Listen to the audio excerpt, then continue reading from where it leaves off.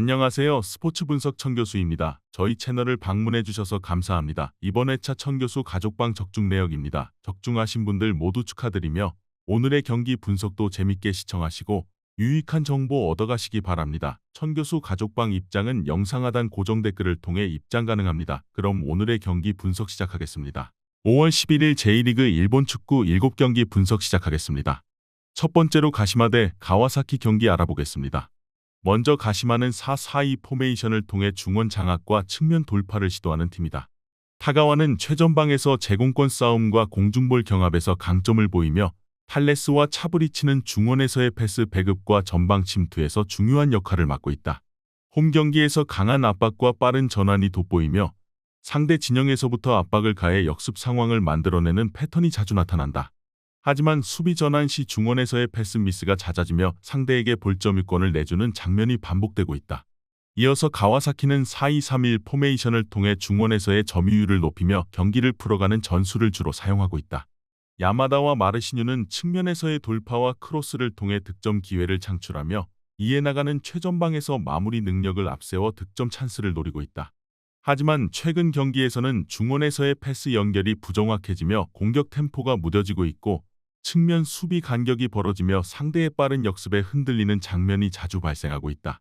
가시마는 홈 경기에서 강한 압박과 빠른 전환이 돋보이며 타가와의 제공권 장악이 공격의 핵심 포인트로 작용하고 있다. 반면 가와사키는 중원에서의 패스 미스가 이어지며 공격 템포가 끊기고 수비 간격이 벌어지면서 상대 역습에 쉽게 당하는 흐름이 반복되고 있다. 전반적인 흐름에서 가시마가 홈에서 우위를 점할 가능성이 높다. 이번 경기 가시마 승을 추천합니다. 핸디 언어버 및 최종 조합은 고정 댓글 링크를 통해 가족방에서 확인해주세요. 두 번째로 시미즈 에스펄스 대 마치다 경기 알아보겠습니다. 먼저 시미즈는 4-2-3-1 포메이션을 기반으로 전방 압박과 빠른 전개를 시도하고 있다. 아메도프는 최전방에서 제공권 싸움과 공중볼 경합에서 강점을 보이며 카피샤바는 중원에서 공수 전환의 핵심 역할을 맡고 있다. 하지만 최근 경기에서는 중원에서의 볼점유율이 떨어지고 있으며 측면 수비의 간격이 벌어지면서 역습 상황에서 뒷공간이 쉽게 노출되고 있다. 수비 조직력 또한 불안정한 흐름이 반복되며 후반부로 갈수록 압박 강도가 줄어드는 패턴이 나타난다. 이어서 마치다는 3-4-3 포메이션을 통해 공격적인 전술을 펼치고 있다. 오세훈과 나상호는 측면에서의 빠른 돌파와 컷백 패스를 통해 상대 수비를 흔들고 있으며 소마는 최전방에서 득점 기회를 만들어내는데 강점을 보이고 있다. 특히 마치다는 중원에서의 압박과 빠른 전환이 강점으로 작용하며 전방 압박을 통해 상대의 볼 배급을 차단하고 빠른 역습으로 득점 찬스를 노리고 있다. 후반부로 갈수록 체력적인 우위를 앞세워 경기 흐름을 주도할 가능성이 높다. 시미즈는 홈 경기에서 전방 압박과 빠른 전개를 시도하고 있지만 중원에서의 점유율 저하와 측면 수비 간격이 벌어지면서 역습에 쉽게 당하는 패턴이 반복되고 있다. 마치다는 전방 압박과 빠른 전환을 통해 상대 진영에서 찬스를 만들어내고 있으며 후반부로 갈수록 체력적인 우위를 점할 가능성이 높다. 종합적으로 마치다가 중원 장악과 측면 돌파를 통해 경기 흐름을 가져갈 가능성이 크다. 이번 경기 마치다 승을 추천합니다. 핸디 언어버 및 최종 조합은 고정 댓글 링크를 통해 가족방에서 확인해주세요. 세 번째로 교토상가 대 나고야 경기 알아보겠습니다. 먼저 교토상가는 4-3-3 포메이션을 기반으로 측면에서의 빠른 전개와 공격적인 플레이를 시도하고 있다. 하라는 최전방에서 제공권 장악과 공중볼 경합에서 강점을 보이며 오쿠가와와 마치다는 측면에서의 빠른 돌파와 컷백 패스를 통해 공격 기회를 창출하고 있다. 홈 경기에서 강한 압박과 빠른 전환이 돋보이며 중원에서의 점유율 장악을 통해 공격 템포를 유지하는 패턴이 나타난다. 그러나 중원에서의 패스 연결이 불안정해지면 공격 전개가 쉽게 끊기고 수비 전환 시 간격이 벌어지면서 상대에게 공간을 내주는 장면이 반복되고 있다. 이어서 나고야는 3-4-1-2 포메이션을 통해 빠른 전환과 중원 압박을 통해 경기 주도권을 잡으려는 전술을 펼치고 있다. 마테우스는 공격형 미드필더로서 패스 배급과 중거리 슛에서 위협적인 모습을 보이며 이즈미와 나가이는 전방에서의 빠른 침투와 득점 기회를 노리고 있다. 그러나 최근 경기에서는 중원에서의 패스 미스가 잦아지며 공격 전개가 무뎌지는 흐름이 반복되고 있으며 수비 라인이 내려앉으며 공간을 허용하는 장면이 자주 발생하고 있다. 특히 후반부로 갈수록 수비 집중력이 떨어지며 역습 상황에서 허점을 노출하고 있다. 교토상가는 홈에서의 빠른 전개와 강한 압박을 통해 득점 기회를 창출하는 패턴이 뚜렷하게 나타나고 있다. 반면 나고야는 중원에서의 패스 미스가 잦아지며 공격 전개가 쉽게 끊기고 있으며 후반부로 갈수록 수비 조직력이 무너지는 장면이 자주 발생하고 있다. 전반적인 흐름에서 교토상가가 홈에서 경기 주도권을 쥐고 흐름을 이어갈 가능성이 높다. 이번 경기 교토상가 승을 추천합니다. 핸디 언어버 및 최종 조합은 고정 댓글 링크를 통해 가족방에서 확인해주세요. 경기 분석 잘 보고 오셨나요? 다음 경기 분석 보시기 전에 천교수 가족방 입장하시는 법 안내해드리도록 하겠습니다. 첫 번째로 영상 하단 댓글을 클릭해주세요. 두 번째로 링크를 클릭하신 후 세 번째로 채팅 참여하기 클릭하셔서 문의 주시고 답장 기다려주시면 됩니다. 남은 영상 유익한 정보 얻어가시길 바라며 이어서 다음 경기 분석 시작하겠습니다. 네 번째로 니가타 대 우라와레드 경기 알아보겠습니다. 먼저 니가타는 4-4-2 포메이션을 통해 중원에서의 수적 균형을 맞추고 있지만 전방 압박이 약화되며 공격 전개가 무뎌지고 있다. 하세가와는 최전방에서의 제공권 싸움에서 강점을 보이지만 오노와 오쿠무라는 중원에서의 패스 연결이 끊기며 전개가 더뎌지고 있다. 특히 측면에서의 크로스 패턴은 단조로우며 상대 수비를 흔들어낼 결정적인 옵션이 부족하다. 수비 전환 시 간격이 벌어지면서 후방 공간이 쉽게 노출되고 있으며 후반부로 갈수록 체력적인 저하가 뚜렷해지는 흐름이 반복되고 있다.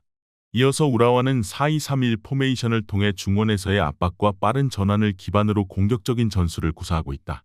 마스오는 최전방에서 득점 찬스를 노리며 와타나베는 중원에서의 패스 배급과 전진 패스를 통해 공격의 시발점 역할을 하고 있다. 마테우스 사비우는 측면에서 빠른 돌파와 컷백 패스로 득점 기회를 창출하고 있으며 특히 후반부로 갈수록 체력적인 우위를 앞세워 상대 수비진을 압박하는 패턴이 반복되고 있다. 최근 경기에서의 전개 템포가 빠르며 전방 압박으로 상대의 빌드업을 방해하는 흐름이 이어지고 있다. 니가타는 중원에서의 패스 연결이 끊기며 공격 전개가 둔화되고 있으며 측면에서의 공격 패턴이 단조로운 흐름이 반복되고 있다.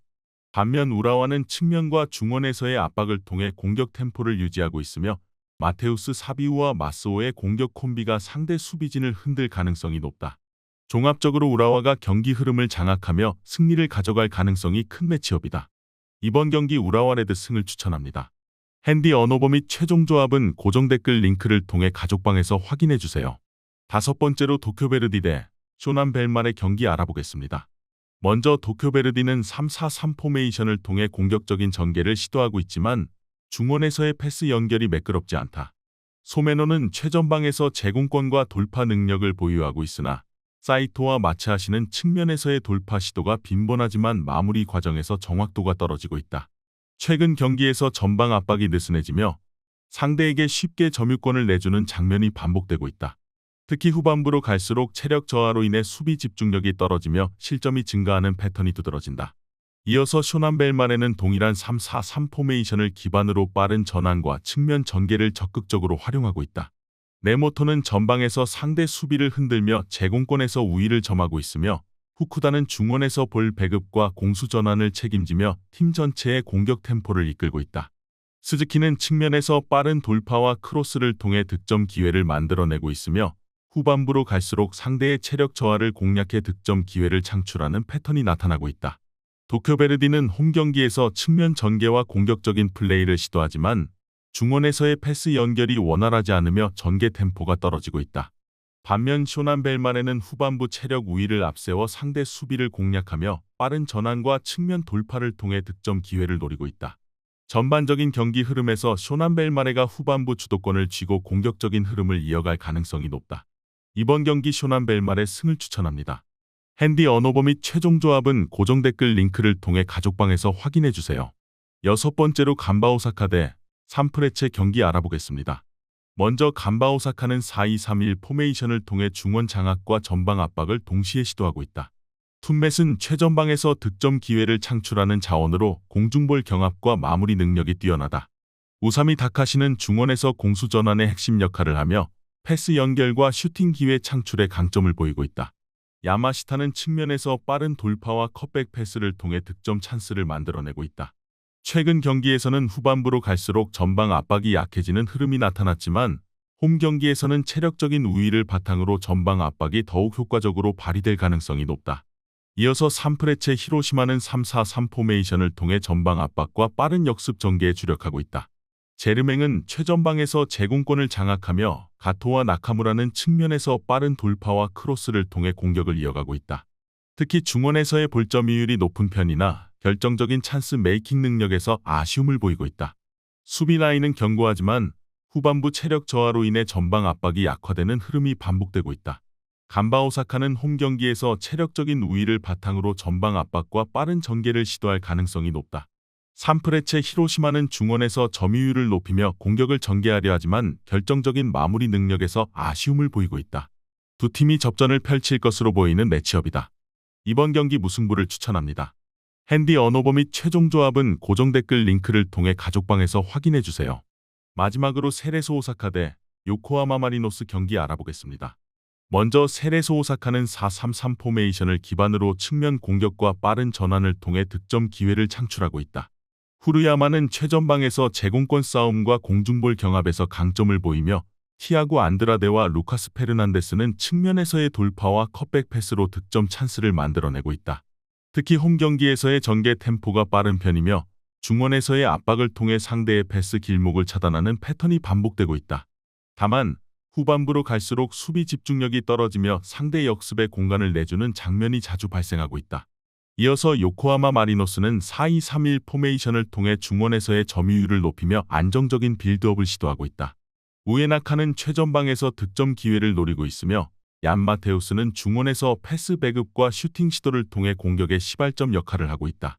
이노우에는 측면에서 빠른 돌파와 크로스 패스로 상대 수비를 흔들고 있으나 최근 경기에서는 중원에서의 압박이 부족해지면서 상대의 전개를 쉽게 허용하는 장면이 반복되고 있다. 특히 후반부로 갈수록 체력 저하로 인해 수비 간격이 벌어지고 역습에 취약한 흐름이 이어지고 있다. 세레소 오사카는 홈에서의 빠른 전개와 측면 공격이 강력한 무기로 작용하고 있으며 티아고 안드라데와 루카스 페르난데스의 콤비 플레이가 마리노스의 수비를 흔들 가능성이 높다. 반면 마리노스는 중원에서의 점유율은 유지하고 있지만 후반부로 갈수록 체력 저하와 수비 전환에서의 약점을 드러내고 있다. 전체적으로 세레소 오사카가 홈에서의 이점을 살려 경기를 주도할 가능성이 높다. 이번 경기 세레소 오사카 승을 추천합니다. 핸디 언오버 및 최종 조합은 고정 댓글 링크를 통해 가족방에서 확인해주세요.